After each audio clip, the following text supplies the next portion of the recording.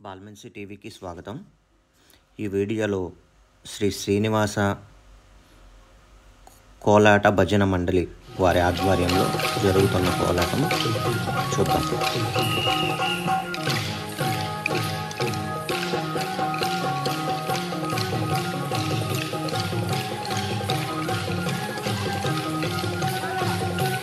శ్రీనివాస కోలాట భజన మండలి కందుకూరు వంశూరు మండలం ఖమ్మం డిస్టిక్ తెలంగాణ. మేము గత కొన్ని రోజులుగా ఒక నెల రోజులుగా కోలాట కార్యక్రమాన్ని నేర్పించడం జరిగింది. ఈ నేర్పించిన అనంతరం వీళ్ళని ప్రతి సంవత్సరం కూడా ఎవరినైనా సరే నేర్పిస్తే ఇక్కడికి చిన్న తిరుపతికి మన గురువాయిగూడెం మధ్యాహ్న స్వామి గుడి దగ్గర తీసుకెళ్తుంటాము. అందులో భాగంగానే ఈరోజు వీళ్ళని ఇక్కడ తీసుకురావడం జరిగింది. ఎంతో చక్కగా మా వాళ్ళతో ఈ కోలాట కార్యక్రమం చేయించడం జరిగింది. మాకెంతో ఆనందకరంగా ఉందని విన్నవించుకుంటున్నాం. హరే శ్రీనివాస, జై శ్రీరామ్. హరే శ్రీనివాస, హరే శ్రీనివాస, జై శ్రీరామ్, హరే శ్రీనివాస.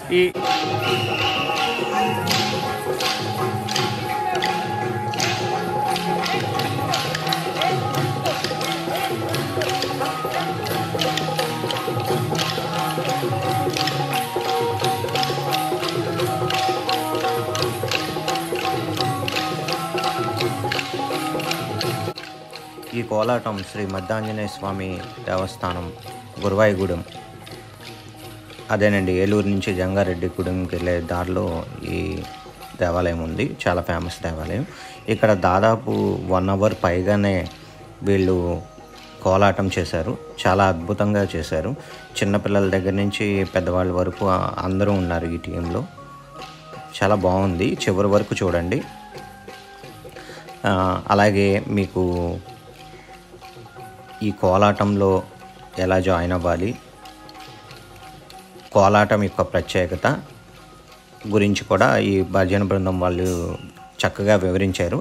వీడియో చివరి వరకు చూస్తే మీకు పూర్తి విశేషాలు తెలుస్తాయి.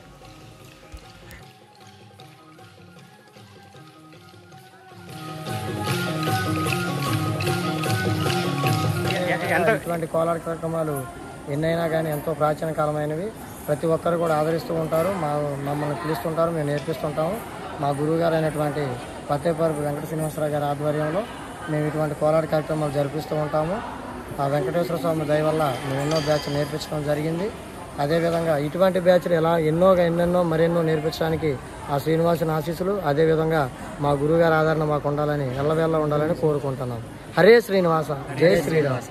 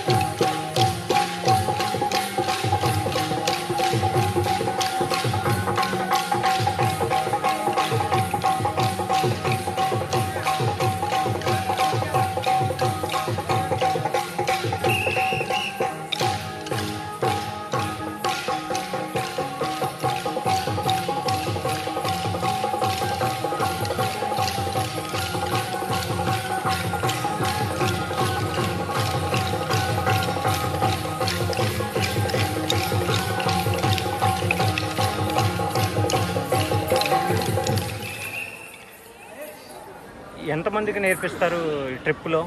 ఒక బ్యాచ్కి వచ్చేసి 30 మంది నుంచి 40 మంది ఉంటారండి మా బ్యాచ్లో ఎప్పుడు కూడా.